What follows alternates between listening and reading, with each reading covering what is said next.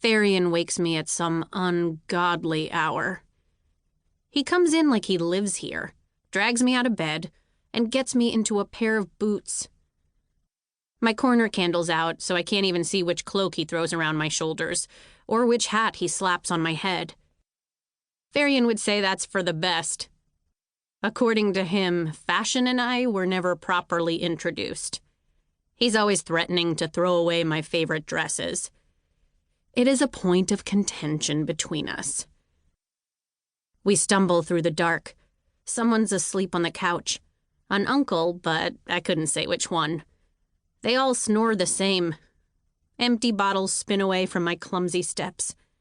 Varian keeps a steady hand on my back until we're in the candlelight of the kitchen. He sets a cup of coffee in my hands, lets me take a few sips, and then pushes me out the door. It should be black at this hour, but the sky's cloud clear, and the stars recognize a stage when it's there. Dueling nebulas slash over the dark, rolling mesas. I hear Dr. Vass explain. Each light is a sun. To each sun, planets. To each planet, moons. How endless it all is. Varian looks back. You awake yet? No talking until I can see what color your clothes are. He laughs. Varian has always laughed easily. Doesn't know his way around a joke, but he always makes you feel like you do. My best friend and confidant lopes ahead, his limp barely noticeable, a satchel full of camera gear tucked under one thick arm. He's always been big.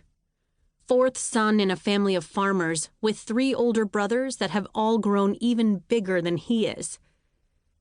But that's because Varian's made his world more than digging irrigation pits. He skips out on his chores to enhance photographs or edit our film series. He's bound for an education if he keeps at it, as long as his parents don't disown him before he can get there. We're not the only ones awake at this hour. The door to Amaya's bar bangs open, and 3 ranch hands slide out into the slick shadows, laughing and singing the wrong words to the March of Ashes. Varian hums the tune long after we've passed them. Down the road, a pair of postmen trot past on slender mounts. Both tip their brims, looking like any other riders but for the government-issued gloves threaded with gold and the sacks full of letters strung to their saddles.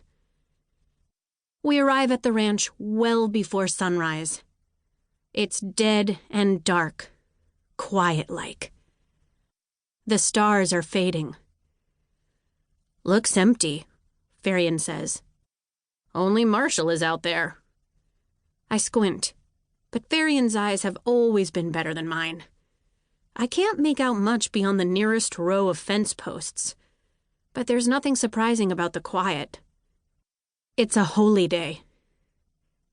The Ashlords only bow to the gods, I remind him.